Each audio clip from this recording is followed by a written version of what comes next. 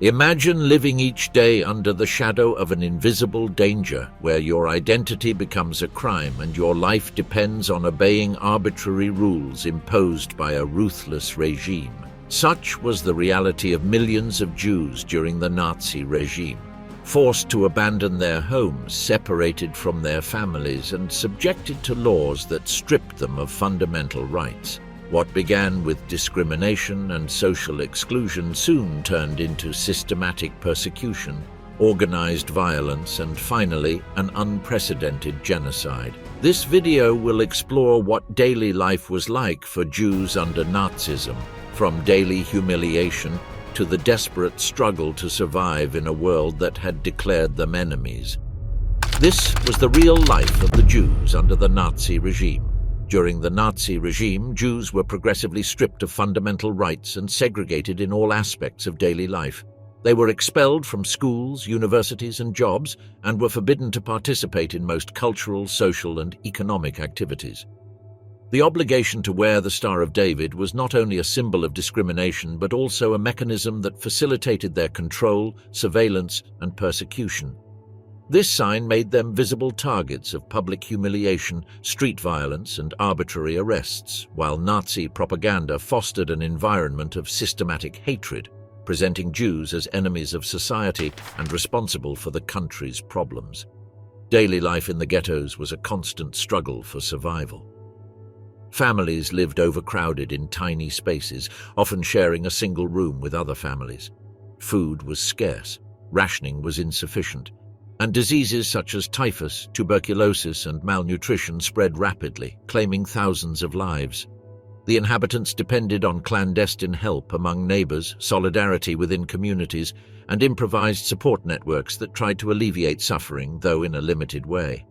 To this was added the daily violence exercised by the Nazi police and the local surveillance units within the ghettos themselves, which imposed severe punishments even for minor offenses, sowing fear in every street and every home. Millions of Jews were sent to forced labor, compelled to perform exhausting tasks in factories, infrastructure works, mines, or agricultural fields under inhuman conditions.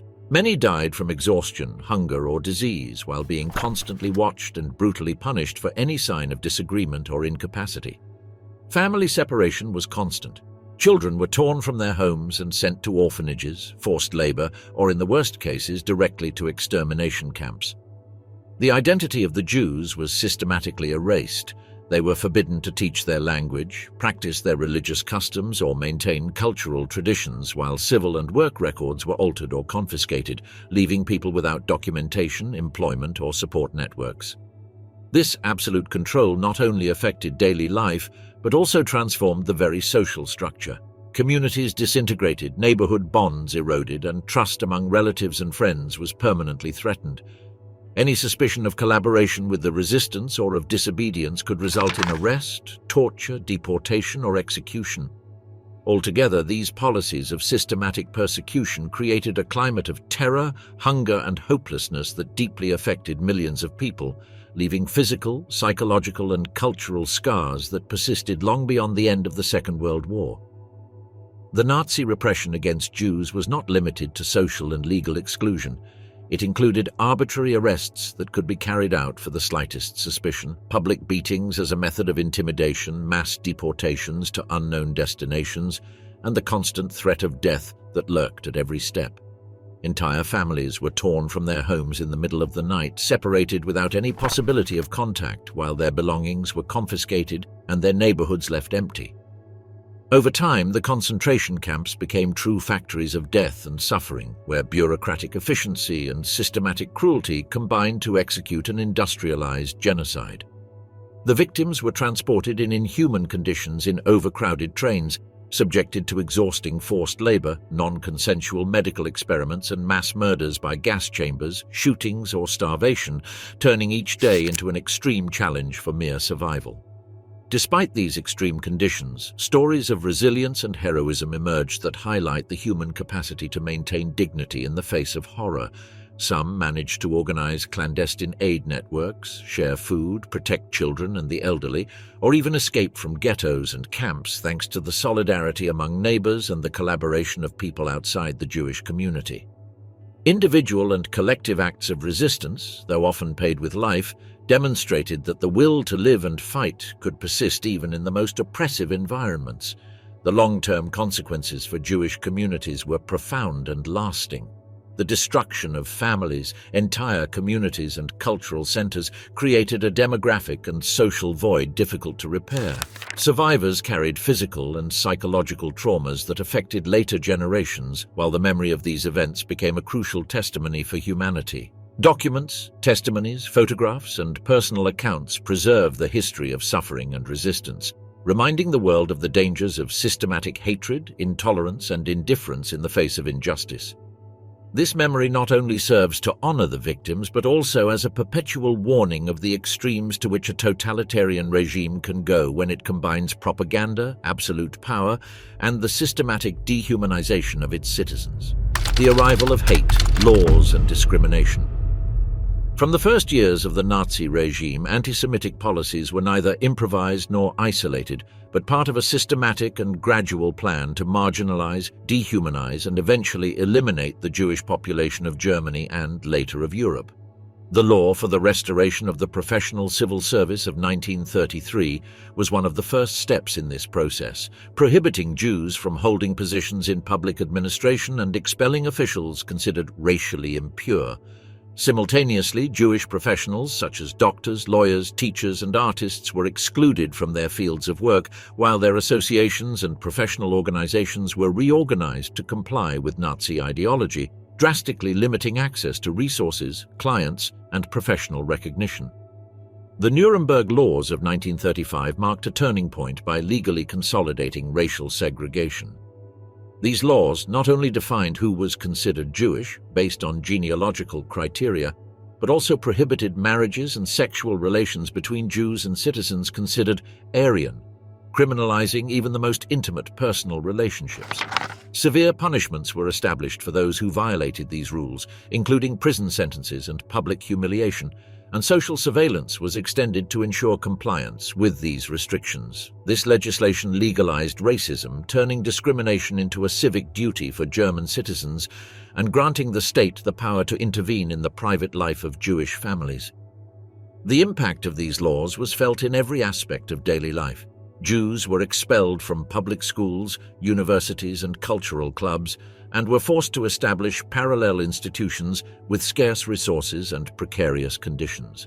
Access to housing, transportation, and basic services was limited, while boycotts of Jewish businesses and professionals were encouraged, affecting their economic survival and their ability to maintain independence.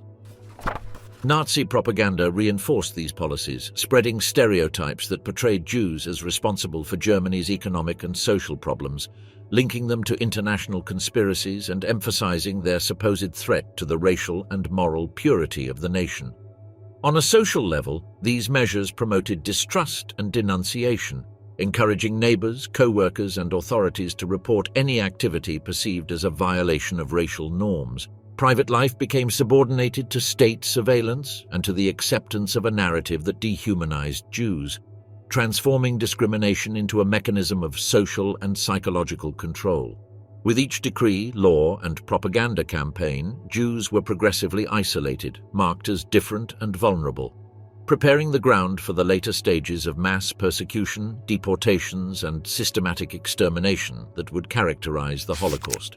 This process demonstrates how legislation, ideology, and propaganda combined to create a comprehensive system of oppression that sought to eliminate not only the physical presence of Jews, but also their identity, dignity, and fundamental rights. The exclusion from education and employment generated devastating long-term consequences.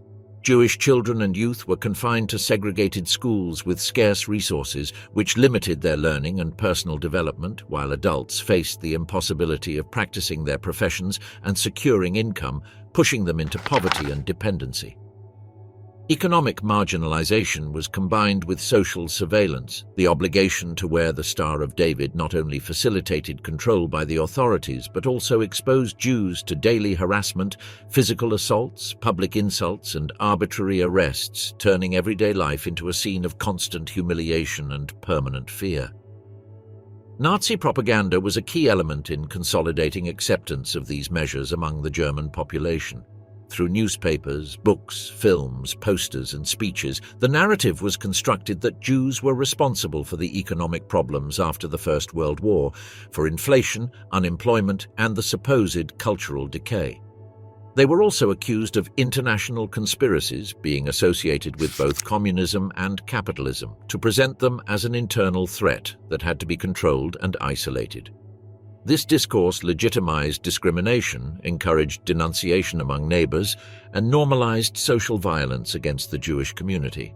The combination of laws, propaganda, and social control laid the foundations for a progressive persecution that would intensify until it became open violence, mass deportations, and finally, genocide. The life of Jews in Germany under the Nazi regime was marked by the elimination of fundamental rights, institutionalized segregation, and constant exposure to contempt and aggression, preparing society to accept the radicalization of the persecution that would come with the ghettos and concentration camps. The deepening of social isolation extended to all areas of public and private life, turning the existence of Jews in Germany into an experience marked by constant surveillance, exclusion, and systematic humiliation. The prohibitions were not limited only to cultural or recreational events, but also reached religious and community spaces, preventing gatherings in synagogues and participation in traditional celebrations. Intellectual and artistic life was also restricted. Jewish writers, musicians, and scholars were expelled from professional societies, universities, and publishing houses, severely limiting their ability to express and disseminate ideas. This exclusion sought to break collective identity and reduce the community to a marginalized group without power or social influence. The boycott of Jewish businesses and shops, officially organized since 1933, was a strategic element intended to economically suffocate families, leaving them without means of livelihood and increasing their dependence on the state or limited charity. Many merchants lost their properties and means of living, while those who tried to resist were publicly stigmatized, targeted by harassment, street violence, and legal sanctions. This process of systematic dispossession combined intimidation, propagandistic manipulation, and the direct action of officials, police, and paramilitary groups such as the SA, creating a climate of permanent insecurity. Discrimination was also expressed in daily life through neighborhood surveillance and denunciation. Any gesture of normality could be interpreted as transgression. Walking through certain streets, sitting on specific benches, or even maintaining contact with non-Jews could become a reason for punishment. Families lived in constant fear, aware that any report, even unfounded, could lead to arrests, fines, or physical violence. This strategy of psychological terror was designed to destroy community trust and isolate individuals, reinforcing the perception of absolute vulnerability.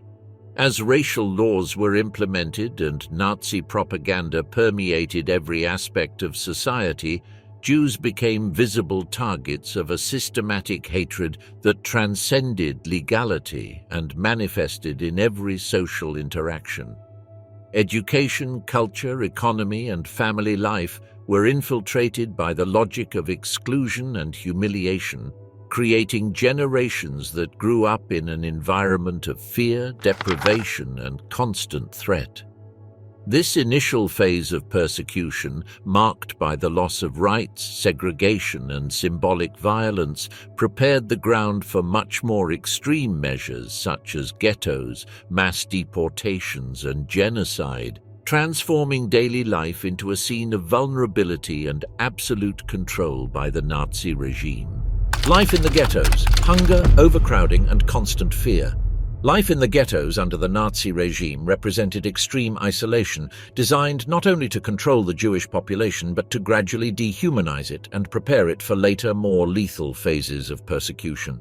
The ghettos were established with fences, walls, and armed patrols, limiting any possibility of exit and constantly monitoring the movements of the inhabitants. The streets were filled with people who, despite sharing tiny spaces, were forced to stand in lines to receive minimal rations of bread, watery soup, or potatoes, which barely sufficed for subsistence. Chronic hunger weakened children, the elderly, and adults, turning them into easy victims of diseases that spread rapidly due to lack of hygiene and medical care. Overpopulation was constant. Entire families lived in a single room with improvised mattresses and few belongings, while noise, disorder, and stress contributed to an atmosphere of permanent tension. The Nazi authorities forbade any attempt at internal organization that could improve conditions, and the Jewish leaders of the ghetto, known as Judenrat, were forced to implement the occupiers' orders, facing impossible decisions between collaboration and saving lives, or risking immediate reprisals. The shortage of food and medicine led to the emergence of clandestine markets, bartering, and networks of solidarity among neighbors which, although small, represented attempts to preserve dignity and life amid constant suffering. Violence and fear were omnipresent. Frequent raids, arbitrary arrests, public executions, and deportations to concentration camps created a sense of uncertainty that weakened any spontaneous resistance. Each ghetto was a microcosm of terror, where surveillance, denunciation, and the threat of death permeated daily life. Even so, Jewish communities tried to maintain cultural and religious practices, secretly celebrating holidays, teaching children, and preserving traditions that connected them with their identity, even under extreme conditions. The psychological impact of living in the ghettos was devastating. Constant deprivation, fear, and helplessness in the face of the Nazi machinery left deep scars on survivors, many of whom could never fully rebuild their lives. The ghettos were not only places of physical confinement, but spaces of prolonged suffering and systematic planning for eventual mass deportation to extermination camps. The combination of hunger, overcrowding, disease, and violence turned life in the ghettos into a brutal test of survival, where solidarity and individual resistance faced daily the dehumanization and absolute control of the Nazi regime. The scarcity of food in the ghettos not only intensified physical precariousness, but also generated tensions among neighbors competing for limited resources, creating an environment where distrust could coexist with solidarity. In the face of this adversity, inhabitants developed strategies of cooperation. Community kitchens were organized in basements and courtyards where women and the elderly prepared soups and bread with minimal ingredients. Clandestine bartering networks were established, exchanging clothes, medicines, or food rations, and collective plans were implemented to hide and protect children, the elderly, and the sick, who were the most vulnerable to starvation and disease. These actions, although limited, represented forms of daily resistance and the struggle to preserve dignity amid hunger and abandonment. Fear was omnipresent and shaped every aspect of daily life. The ghettos were constantly patrolled by Nazi authorities and, in some territories, by local security forces that collaborated with the regime. Surprise raids could occur by day or by night, taking men, women, and children, often without explanation, and sending them to forced labor or concentration camps. The threat of summary executions for disobeying imposed rules or attempting escape generated a state of continuous tension. Even the simplest acts, such as gathering to pray, study, or share information about the war, could be considered subversive and punished by death. Despite the oppression, cultural and social life did not disappear completely. In secret, small schools, clandestine classes, improvised theatrical performances, and readings of forbidden books were organized. The ghettos became spaces where Jews tried to keep their identity alive and transmit knowledge and values to new generations, even under extreme risk. These cultural and educational manifestations were acts of resistance against systematic dehumanization. Preserving language, tradition, and a sense of community became a way to survive psychologically and spiritually. Furthermore, networks of resistance arose that sought to challenge Nazi control more directly. Some ghettos managed to establish contact with partisan groups in nearby forests, sending information about deportations and the occupiers' plans, or facilitating the escape of people to safe zones. In extreme cases, such as in the Warsaw Ghetto, armed uprisings were organized which, although brutally crushed, demonstrated the capacity for resilience and courage in the face of extreme conditions of oppression. Altogether, the ghettos were places of extreme suffering and imminent death, but also settings of solidarity, resistance, and struggle for survival. The combination of fear, hunger, overcrowding, and constant surveillance marked the lives of millions of Jews, while human resilience manifested itself in small daily acts that kept hope alive and preserved identity against a regime determined to erase every trace of their existence. The ghettos were not merely spaces of physical confinement, but true laboratories of Nazi terror, where Jewish life was completely subordinated to the will of the authorities. In this context, the inhabitants displayed extraordinary creativity and resilience to try to maintain a sense of normalcy and humanity amid suffering. Clandestine support networks were organized that included the secret distribution of food, medicine, and clothing, seeking to protect the most vulnerable: children, the elderly, and the sick. These networks operated under constant risk of denunciation, raids, or deadly reprisals, and their existence depended on the discretion, solidarity, and courage of those who formed them. The education of children was a priority for families and community leaders. Although official schools were closed or limited to segregated classes with minimal resources, teachers and parents improvised lessons in homes, basements, or shared rooms, transmitting basic knowledge, history, Jewish culture, and ethical values.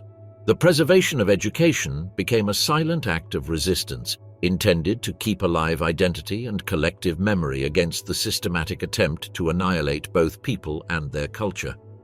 At the same time, the ghettos became spaces where artistic and cultural expression survived under extreme conditions. Painting, poetry, and theater workshops emerged in secret, organized by young people and adults who sought to maintain creativity and offer temporary relief from hunger, disease, and violence. These acts, though small and fragile, constituted forms of resilience and silent protest, a reminder that life could persist even in the most hostile environments. Resistance efforts also included attempts to document the horrors of the Nazi regime. Some ghettos had individuals who wrote diaries, took clandestine photographs, or hid archives recounting daily brutality, aware that these testimonies could serve as historical evidence and memory for future generations. Every gesture of solidarity, every act of mutual care, and every effort to preserve culture represented a direct challenge to the systematic dehumanization imposed from above. Hunger, overcrowding, disease, and constant violence not only weakened the body, but were tools of psychological destruction, aimed at breaking family cohesion, the sense of community, and Jewish identity. The ghettos, with their crowded streets, deteriorated houses, and omnipresent surveillance, revealed that persecution was not a fortuitous or circumstantial event, but a carefully planned process to prepare millions of people for the final phase of genocide, where deportation to extermination camps and systematic elimination would be the culmination of years of deprivation, humiliation, and stripping of dignity. Forced labor and exploitation under extreme conditions. The forced labor imposed by the Nazi regime was not only a means of economic exploitation, but also a systematic tool of humiliation, control, and dehumanization of the Jewish population. Prisoners were transported from ghettos and confiscated homes to armament factories, production workshops, mines, and massive infrastructure projects, including roads and fortifications, where they were expected to perform tasks impossible to carry out under normal conditions. Supervision was strict and brutal. Overseers and guards severely punished any attempt to slow production, any error, or any lack of obedience, using beatings, public humiliations, or even death as disciplinary measures.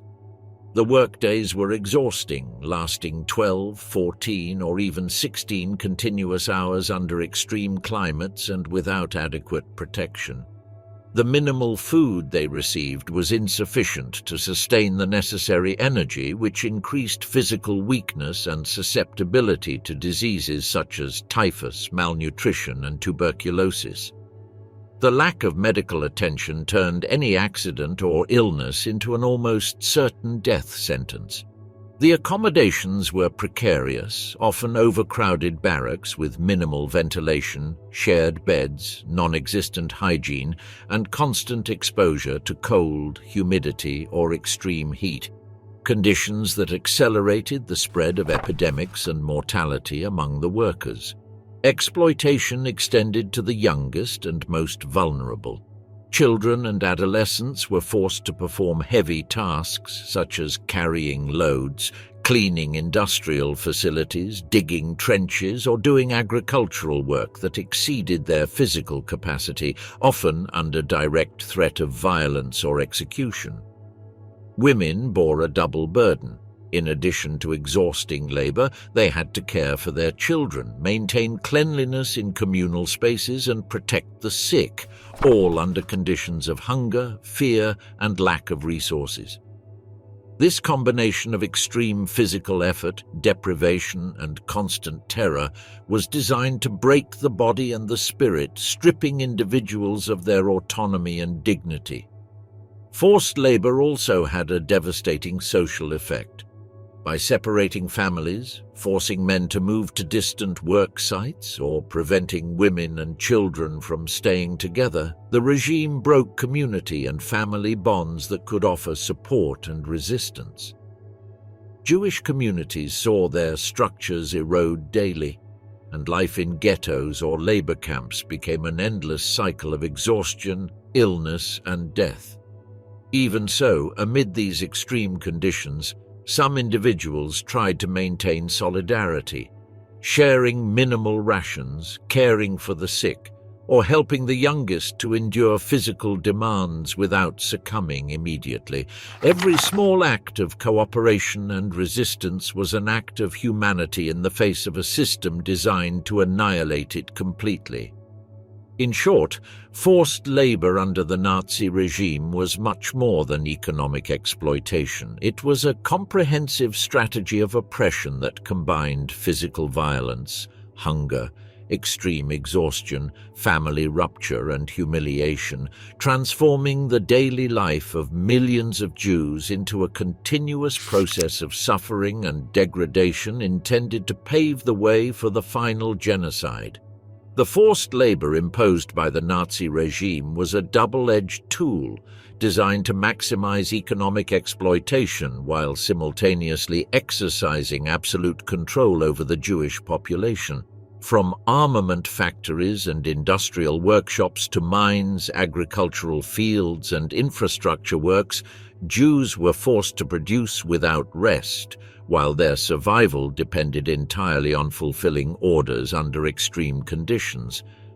The labor force was essential to sustain the German war machine, and the Nazis benefited from non-existent or symbolic wages, while keeping workers reduced to a state of total dependency, without resources, without rights, and with little possibility of effective resistance. Surveillance was constant and omnipresent.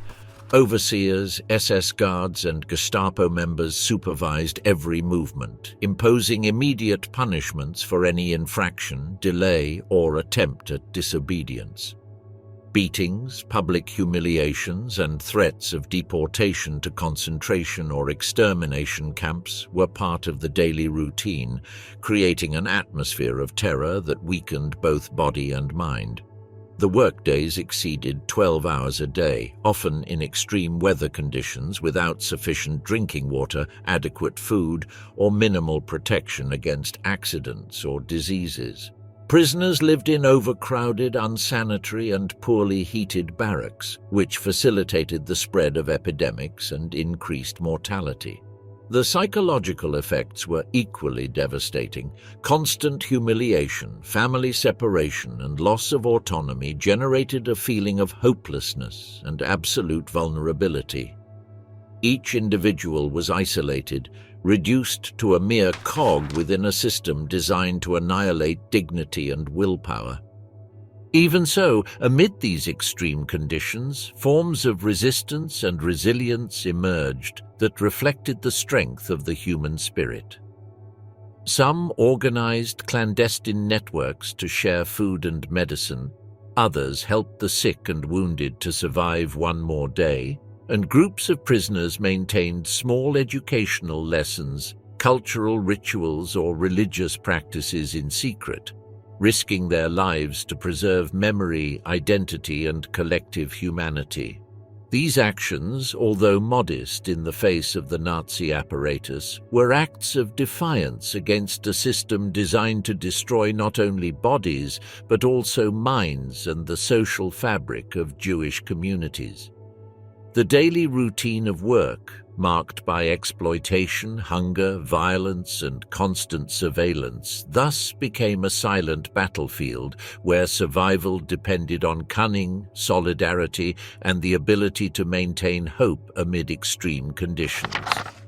Forced labor, therefore, not only fulfilled an economic purpose for the Nazis, but also became one of the most effective tools of oppression, social control, and mass dehumanization, leaving deep scars on survivors and on the historical memory of humanity. Prisoners subjected to forced labor in ghettos and camps under the Nazi regime faced extreme conditions of physical and psychological exploitation, where each day was a challenge for survival. However, despite hunger, exhaustion, and the constant threat of severe punishments, countless clandestine efforts arose to resist and keep alive the humanity of the community. Secret networks became a lifeline. Prisoners shared stolen or ingeniously obtained food, distributed basic medicines to alleviate diseases that spread rapidly due to overcrowding, and transmitted information about external situations or about changes in Nazi administration that could affect their survival. On some occasions, they managed to sabotage certain productive tasks, damaging machinery or slowing processes without being discovered, an act of resistance that entailed enormous risks but provided a sense of control in the face of oppression. In addition, mechanisms of mutual support developed among families, neighbors, and co-workers.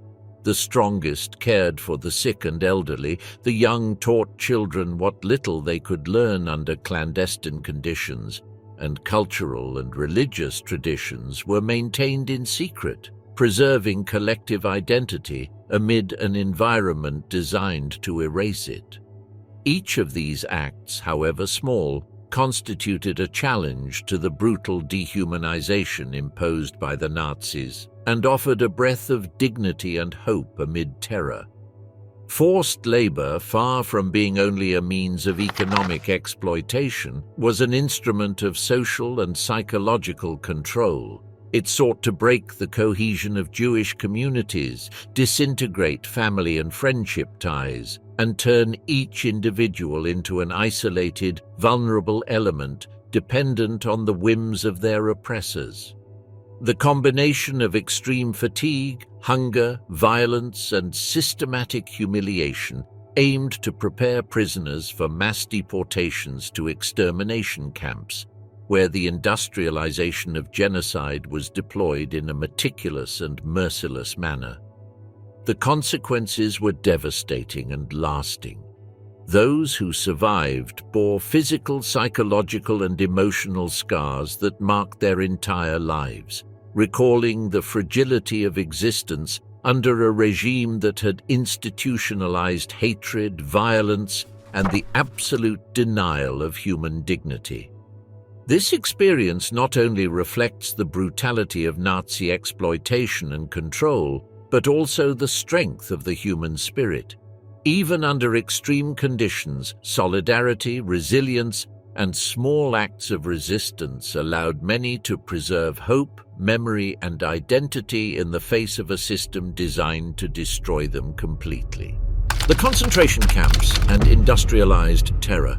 The Nazi concentration camps represented the extreme of terror and systematic repression implemented by the regime, conceived not only as detention centers, but as instruments of physical and psychological annihilation.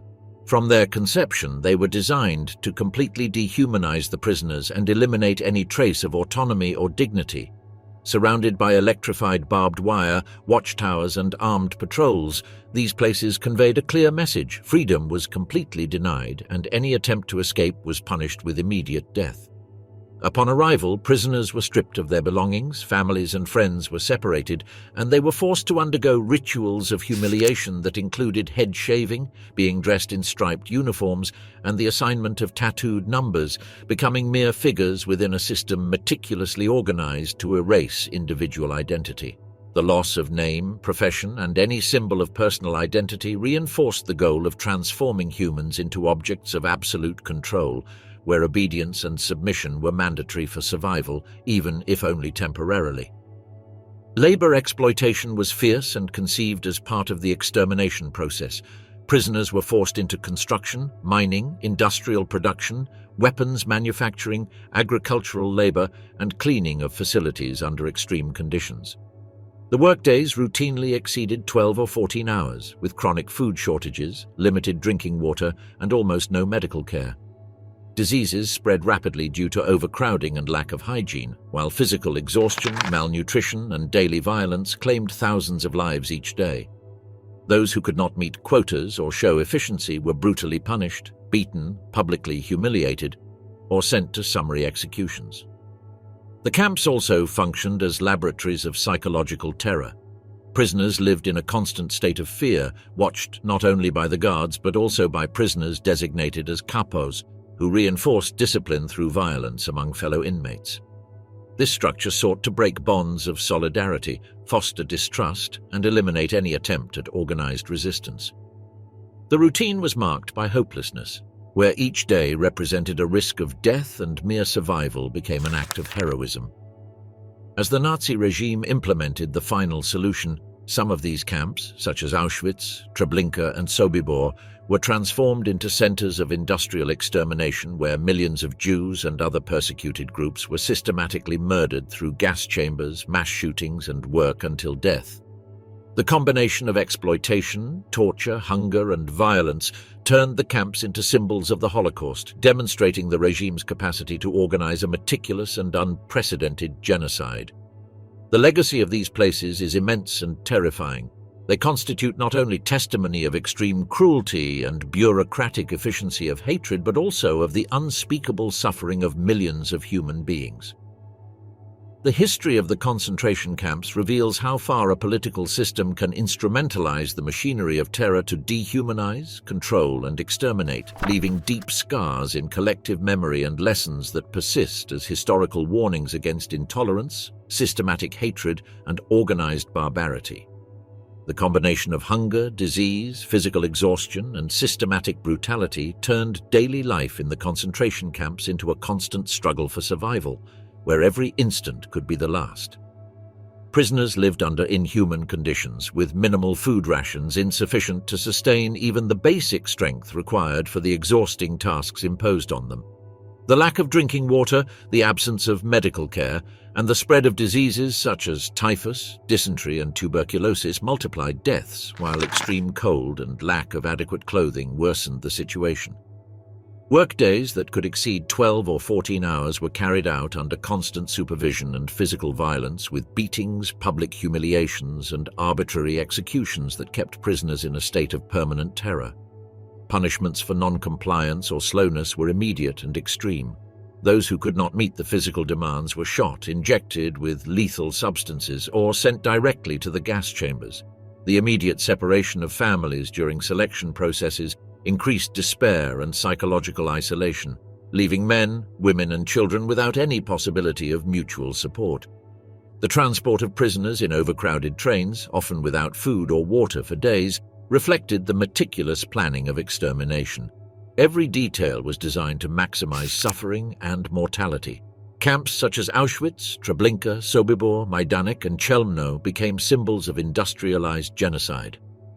In Auschwitz, for example, both forced labor facilities and gas chambers, crematoria, and selection areas coexisted, where newcomers were immediately classified according to their labor utility or final destination. Treblinka and Sobibor, on the other hand, functioned almost exclusively as extermination camps, where the bureaucratic and logistical efficiency of the Nazi regime reached its cruelest expression. Daily trains transported tens of thousands of people, and death was administered systematically and methodically. Terror in these camps was not only physical but also psychological. Prisoners were constantly watched, their movements controlled, and any attempt at resistance punished with immediate death. The implementation of kapos, collaborating prisoners who exercised authority over other inmates, encouraged distrust and internal dehumanization, weakening any possibility of social cohesion or collective defense. Industrialized genocide also involved flawless administrative planning. Arrival records, assignment of tattooed numbers, control of rations, and coordination of transport reflected a bureaucratic apparatus that turned death into a systematic and normalized process within the functioning of the Nazi state. This machinery not only executed murders but made them efficient, eliminating all resistance and ensuring that millions were killed in a calculated, cold, and repetitive manner. The result was an unimaginable number of victims. Millions of Jews, Roma, political prisoners, people with disabilities, and other persecuted groups were annihilated in a relatively short period, while the memory of those who survived remained marked by physical and psychological trauma that would last a lifetime. The structure of the camps, the efficiency of their functioning, and the systematic nature of the killings represent one of the most extreme examples of how a regime can organize the destruction of human beings meticulously, transforming genocide into a tangible, documented, and administratively managed reality, leaving an indelible legacy in human history. Despite the extreme brutality and systematization of death in the concentration camps, forms of resistance emerged which, though limited and risky, reflected the resilience of the human spirit in the face of absolute oppression.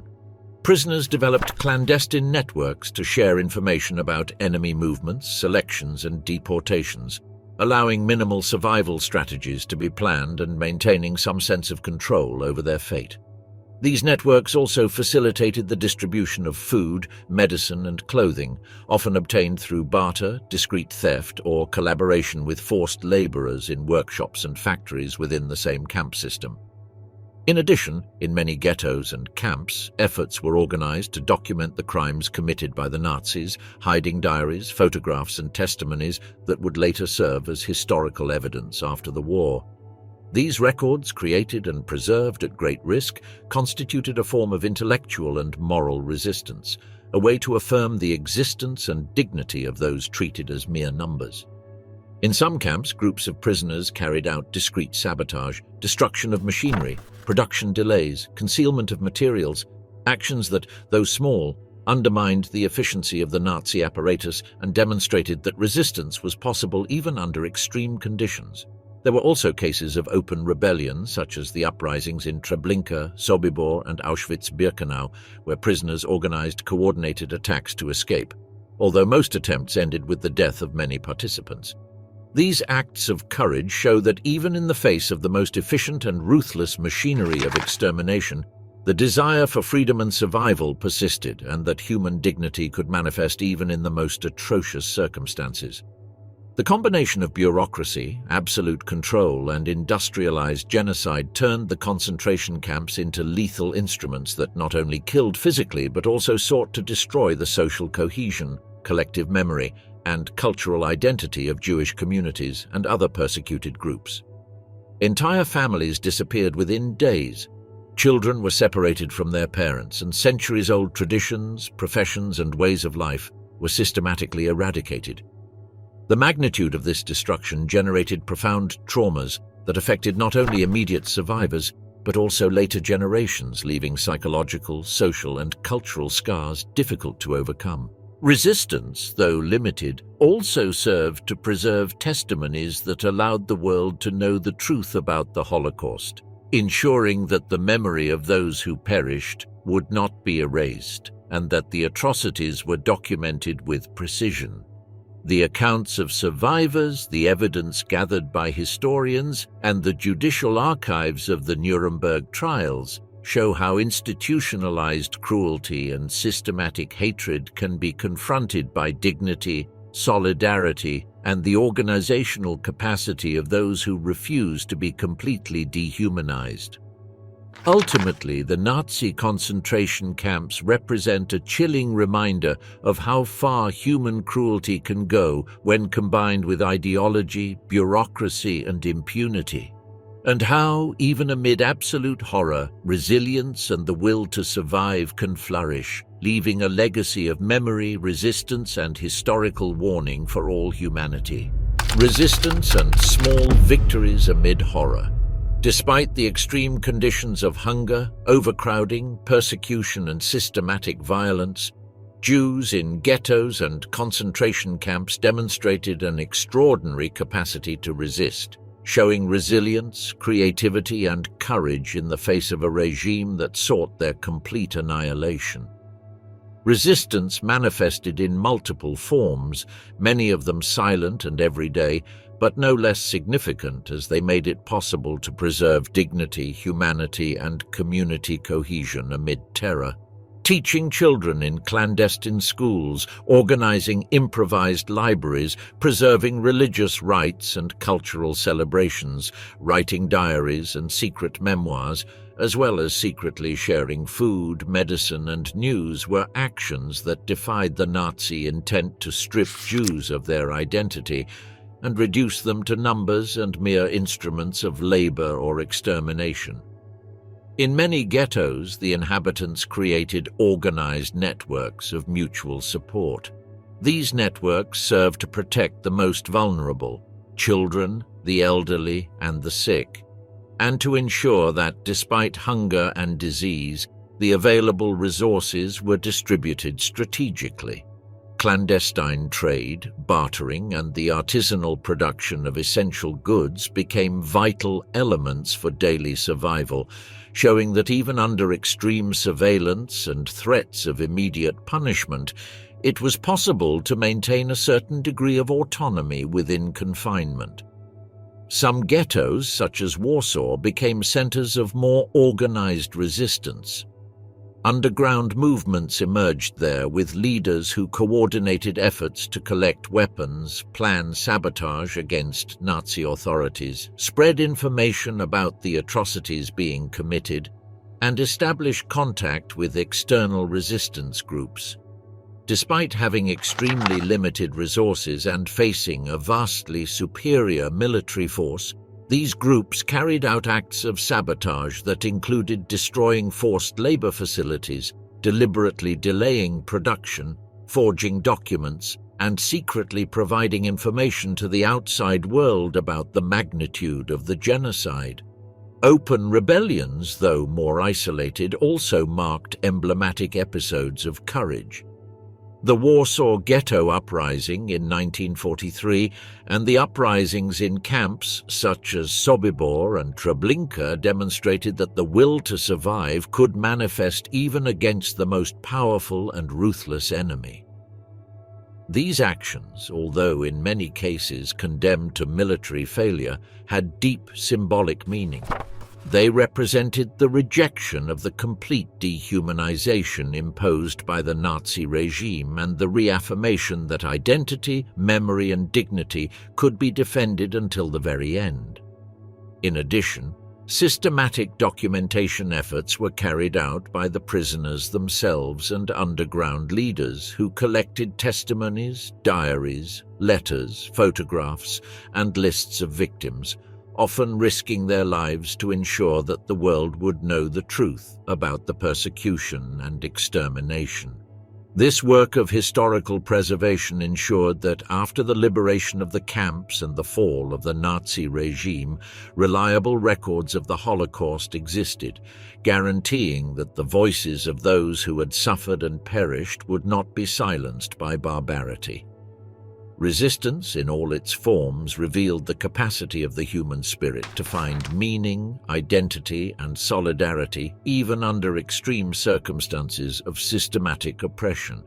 Every act of mutual care, every attempt to preserve cultural or religious traditions, every gesture of solidarity in the face of hunger, violence, and death constituted a challenge to the genocidal project of the Nazi regime. The memory of these efforts not only honors those who fought and survived, but also serves as a permanent reminder that even in the most atrocious contexts of dehumanization, dignity, resistance, and humanity can prevail. The Warsaw Ghetto Uprising in 1943 represents one of the most emblematic episodes of Jewish resistance during the Holocaust. The fighters, mostly young members of the youth movement and volunteers from the ghetto, were armed with rudimentary weapons, improvised explosives, and a few arms obtained clandestinely, facing a professional and extremely well-equipped Nazi army. Despite this disparity, they managed to sustain urban combat for nearly a month using secret tunnels, improvised barricades, and urban guerrilla tactics to inflict casualties and resist occupation. This act of courage became a symbol of determination and dignity, showing that the will to fight for freedom and preserve humanity could survive even in the most adverse conditions. In concentration and extermination camps, resistance took more discreet but equally significant forms. Prisoners sabotaged machinery, slowed the production of weapons or goods required by the Nazi regime, hid defective tools, and sought ways to obstruct forced labor without being detected. In addition, the preservation of information and clandestine documentation were fundamental activities. Diaries, letters, oral accounts, and lists of victims were hidden, often at the risk of one's life, with the aim of providing direct evidence of systematic crimes that would later be used in trials and testimonies. Highly dangerous escape attempts were also organized, ranging from individual escapes to collective plans involving coordination between different sections of the camp or contact with external resistance networks. In many cases, these actions included the creation of secret codes, hidden messengers, and improvised communication systems to alert the Jewish population outside the camp and allies about the magnitude of the genocide. These underground networks not only served as practical means of survival, but also fostered a sense of solidarity among prisoners, strengthening the community's cohesion in the face of the regime's brutality. The psychological impact of these forms of resistance cannot be underestimated. Every act of defiance, every effort to preserve information, culture, or personal dignity represented an act of affirmation of identity and life against the systematic intent of annihilation by the Nazis. Even in moments of greatest despair, prisoners showed a remarkable ability to maintain morale and collective spirit, organizing clandestine religious ceremonies, teaching surviving children, and celebrating small symbolic victories, such as preserving family objects or personal documents. Ultimately, these forms of resistance, whether armed, intellectual, or social, constituted a direct challenge to the genocidal project of the Nazi regime. Although many of these actions did not succeed in stopping the mass extermination, they ensured that the testimonies of survivors were collected and disseminated, guaranteeing that the world would know the truth about the magnitude and systematic nature of the Holocaust. The courage of the fighters in the Warsaw Ghetto and those who resisted within the concentration camps became a legacy of bravery, solidarity, and resilience, reminding us that even in the most extreme circumstances of oppression and violence, humanity can find ways to assert itself, defy dehumanization, and fight for memory and justice. Jewish resistance during the Nazi regime was not limited to armed combat or sabotage, but was also expressed through a constant effort to preserve memory and cultural identity amid the most extreme persecution. Writing diaries and memoirs became a profoundly subversive act, as it allowed the documentation of daily life, the atrocities suffered, and the family stories that the Nazis sought to systematically erase. These writings were hidden with extreme care, buried underground, concealed within walls, or entrusted to neighbors and allies outside the ghettos and concentration camps in the hope that one day they could come to light. The collection and preservation of documents, photographs, and oral testimonies ensured that the experiences of those who lived through the terror could be passed on to future generations. Telling family stories, recounting past events, and keeping religious and cultural traditions alive, such as festivities, prayer rituals, songs, and Jewish customs, became an act of silent but powerful resistance, a direct challenge to the Nazi intent to erase completely the existence and history of European Jews. Even teaching children in clandestine schools or small improvised groups was a gesture of affirmation of life and cultural continuity, risking severe punishment and death. Every gesture of solidarity, however minimal it seemed, represented a victory over fear and despair. Sharing scarce food, improvised medicines, information about raids or deportations, or simply protecting the most vulnerable were daily actions that kept community cohesion alive and reinforced the sense of identity in the face of systematic dehumanization. These acts showed that although the Nazi regime sought to eliminate the entire Jewish population, the strength of solidarity and individual determination made it possible to preserve at least dignity and humanity amid horror.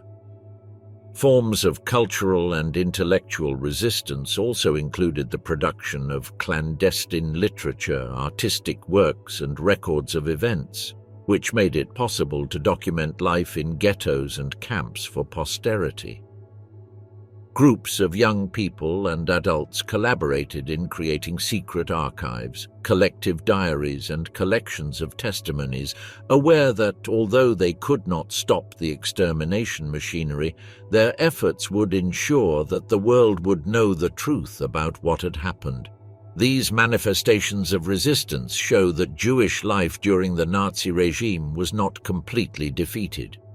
Despite extreme violence, systematic persecution, and the constant threat of death, the Jewish community maintained its identity, transmitted knowledge, traditions, and memories, and managed to preserve hope in unimaginable circumstances. Silent resistance and the preservation of memory constitute a legacy that transcends time, offering testimony to human courage, resilience, and determination. These actions not only challenged the Nazi intent of annihilation, but also left an invaluable historical record that has made it possible to understand the magnitude of the Holocaust, honor the victims, and learn about humanity's capacity to resist even in the face of the most systematic brutality. A genocide, the Holocaust, and the disappearance of entire communities. The Holocaust represented the culmination of the Nazi regime's extermination policy, a campaign of genocide that was not only systematic but also carefully planned and administered with bureaucratic precision. Beginning in 1941, after the invasion of the Soviet Union and the implementation of the so-called final solution, the Nazis deployed a system of mass deportations that encompassed ghettos, occupied cities, and territories of Allied countries, organizing the transfer of millions of Jews to extermination camps such as Auschwitz, Treblinka, Sobibor, Belzec, and Majdanek.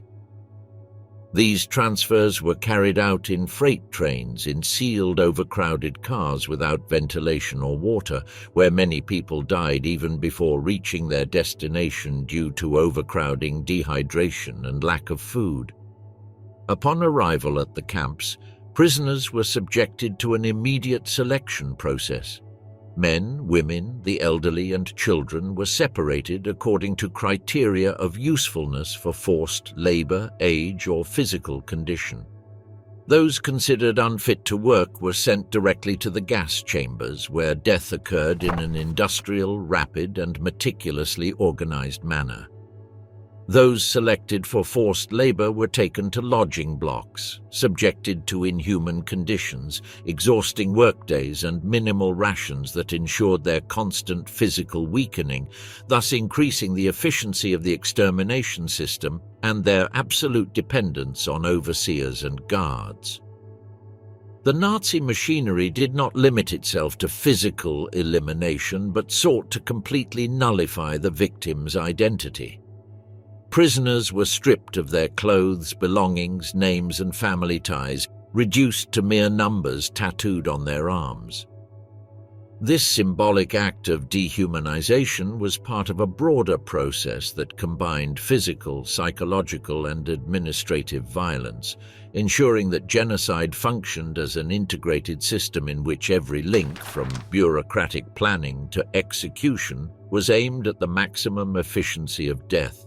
The logistics of extermination included the coordination of trains, organization of lists, construction of gas chambers and crematoria, scheduling of transport and supervision of guards and administrative staff, all designed to maintain a constant flow of deportees toward death without interruption. The efficiency of this system, combined with propaganda that dehumanized the Jews, allowed mass murder to be carried out on an unprecedented scale in human history. Each camp had specific functions, some focused on immediate extermination, others on forced labor intended to sustain the German war economy, while human remains were disposed of through crematoria, mass graves, or open-air incinerations. The Holocaust, in its industrialized dimension, revealed the Nazi regime's capacity to turn mass murder into a systematic and bureaucratic process where death was planned with the same precision as production in a factory.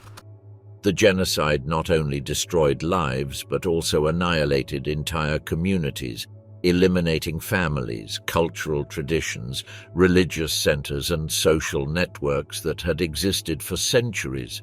Millions of people disappeared without a trace, and the scars of this destruction continued to mark the historical memory of Europe and the entire world.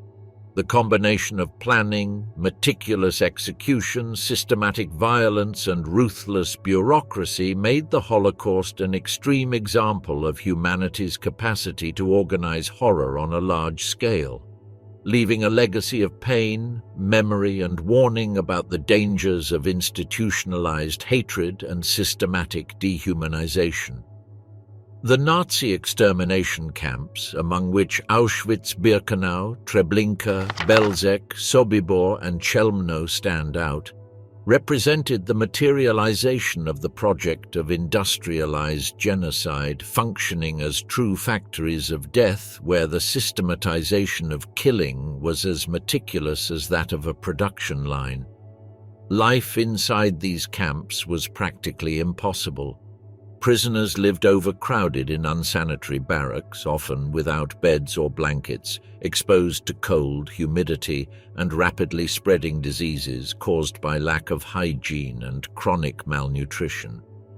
Food was insufficient and of poor quality, reduced to minimal rations that barely allowed deportees to remain standing, while the imposed tasks were extremely exhausting, including the construction of facilities, excavation work, carrying of heavy materials, and labor in industrial workshops linked to the German war economy.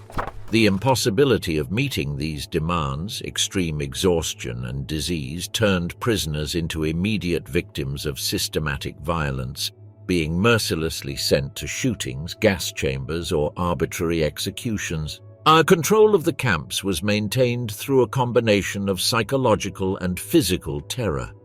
The SS guards and officers exercised constant surveillance, imposing severe punishments, beatings, and public humiliations. The threat of death was present at every moment, and violence was not only a tool of punishment but also a mechanism of absolute control aimed at breaking any attempt at resistance or cooperation among prisoners. The daily routine was marked by fear, forced submission, and hopelessness, while death became a daily phenomenon, normalized by the regime's systematic brutality. The impact of these policies was not limited to the loss of individual lives. Each execution and deportation contributed to the destruction of entire communities, erasing generations, traditions, family structures, and social networks that had existed for centuries. Towns, neighborhoods, and centers of Jewish life were annihilated, without schools, without synagogues, and without community spaces that could preserve cultural and religious identity. The elimination of these structures had a double effect: the annihilation of people and the eradication of any trace of Jewish history and culture in those regions. Even amid this absolute horror, survivors were left marked by profound collective trauma. The loss of relatives, friends, neighbors, and community leaders left emotional and social scars that persisted for decades. The memory of these vanished communities became a silent and painful testimony to the magnitude of the Holocaust, reminding us that the Nazi genocide sought not only to eliminate human lives, but also to eradicate identities, erase entire cultures, and destroy the historical continuity of a people. The extermination camps were, ultimately, the cruelest and most meticulous expression of systematic hatred, showing how far human capacity can go in organizing death and destruction with bureaucratic precision and absolute indifference to life. The Holocaust represents a chapter of planned and systematic brutality unprecedented in human history, where genocide was not the result of improvisation but of a strategy meticulously designed by the Nazi regime to eradicate Europe's Jewish population. The extermination machinery combined bureaucratic planning, logistical efficiency, and cooperation from multiple sectors of the state. SS officers, local police, administrative officials, soldiers, engineers, doctors, and civilians were part of a mechanism that turned hatred into systematic action. The trains transporting deportees from ghettos and occupied cities to extermination camps operated with military precision. Schedules, records, selection lists, and organization of forced labor or immediate death reflected detailed planning aimed at maximizing the efficiency of murder. The construction of camps, gas chambers, crematoria, and prisoner registration systems was designed to make death a routine, almost industrial process capable of eliminating millions in short periods while maintaining absolute control and constant surveillance. The participation of civilians and local authorities in the administration of ghettos, collection of goods, surveillance, and deportations shows that genocide was sustained not only by a core of Nazi leaders, but by an entire society involved, voluntarily or under coercion, in the implementation of extermination policies. The planning included not only the elimination of lives, but also the destruction of the identity, culture, and memory of Jewish peoples. Neighborhoods, synagogues, schools, and community spaces that had supported cultural and religious life for generations were erased. The magnitude of the crime, its systematic nature, and the collaboration of different social and state sectors reveal the extent to which dehumanization became institutionalized and turned into an instrument of government and control. Despite the absolute horror, the resistance of survivors and witnesses was fundamental in preserving historical memory. They documented crimes, wrote diaries, collected testimonies, photographed scenes, and shared information with the world, ensuring that the atrocities would not be forgotten or denied. This documentation became irrefutable evidence of genocide, enabling later judicial processes and historical studies that explain the magnitude of the tragedy and the methodologies used to carry it out. The Holocaust, by destroying entire communities and taking millions of human lives, stands as one of the darkest episodes in modern history, a permanent reminder of humanity's vulnerability to systematic hatred, intolerance, institutionalized dehumanization, and the capacity of an extremist ideology to mobilize an entire state apparatus to commit crimes of unimaginable proportions. The memory of this catastrophe remains essential to understanding the dangers of indifference, complicity, and the absence of ethical values in the face of oppression and mass persecution. The history of the Jews under the Nazi regime is a harrowing account of extreme suffering, systematic persecution, and genocide, but also a testimony of resistance, resilience, and human dignity in the face of the most brutal dehumanization. For more than a decade, millions of people were stripped of their rights, expelled from their homes, segregated into ghettos, and forced into labor under inhuman conditions. Entire families were fragmented, communities destroyed, and generations erased in a deliberate attempt to eliminate every trace of identity, culture, and memory. The concentration and extermination camps industrialized death, turning systematic murder into part of the daily routine and leaving a legacy of horror that marked humanity forever. Despite these extreme conditions, acts of courage and resistance emerged that defy the idea that oppression could completely destroy the human spirit.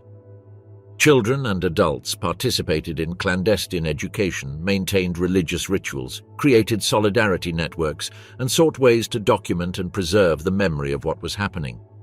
The Warsaw Ghetto Uprising and other acts of sabotage, escape, and denunciation show that even in the face of absolute terror, hope and the struggle for dignity could persist. This chapter of history not only reminds us of the magnitude of the tragedy, but also of the importance of preserving the memory of those who were victims of systematic hatred.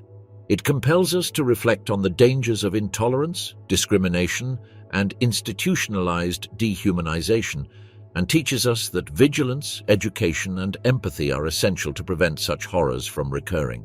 To honor the survivors and remember the millions who lost their lives is an act of justice and a commitment to humanity, reminding us that historical memory is an indispensable tool for building a more just, compassionate world that remains conscious of the mistakes of the past.